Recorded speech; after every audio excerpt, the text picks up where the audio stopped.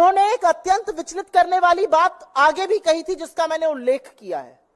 उन्होंने कहा यहां पर बांग्लादेश जैसी स्थिति बनाने का काम अमेरिका और चीन कर रहे थे। तो हमारा सवाल है कि नरेंद्र मोदी की नाक के नीचे क्या वो इतने कमजोर है कि इस देश में अस्थिरता पैदा कर रही है विदेशी शक्तियां? तो इस पर पार्टी तो नहीं बोल सकती है। इस देश के विदेश मंत्रालय को, इस देश के गृह मंत्रालय को इस पर जरूर बयान देना चाहिए, जरूर स्पष्टीकरण करना चाहिए, क्योंकि हम भी परेशान हैं।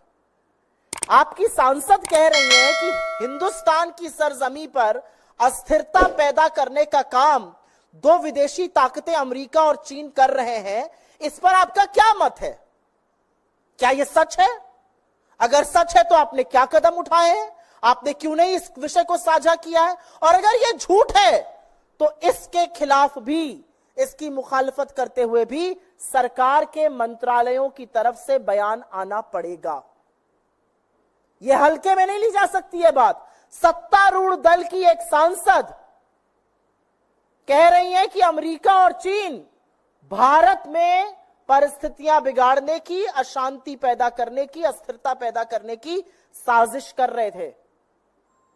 इसका जवाब कौन देगा? और एक बहुत बड़ी बात यह है कि तमाम ऐसे लोग हैं भारतीय जनता पार्टी में जो अपने आप को किसान नेता कहते हैं, वो क्यों चुप बैठे हैं? जो अपने आप को किसानों का हितकारी कहते हैं, अगर ये किसान बलात्कारी और हत्यारे थे तो ये विज्ञान भवन में बार बार मीटिंग क्या करते थे?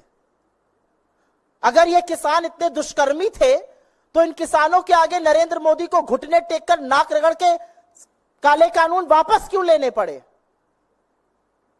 तो हमारा मानना है, और हम इस मंच से फिर से कहेंगे कि सरकार स्पष्टीकरण दे कि जो अस्थिरता पैदा करने की विदेशी शक्तियों द्वारा बात की गई है उसकी क्या सच्चाई है।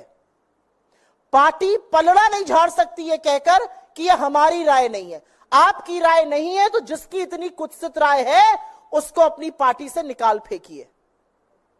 मूल मुद्दा यह है, यह हम आपके सामने आके कहना चाहते थे। इस देश के आजाद हिंदुस्तान के इतिहास में कभी भी हमारे किसानों को इन शब्दों से नवाजा नहीं गया है, और सत्तारूढ़ दल की एक सांसद ये करती है, और बीजेपी बस ये मुंह मोड़ लेगी कि यह हमारा मत नहीं है।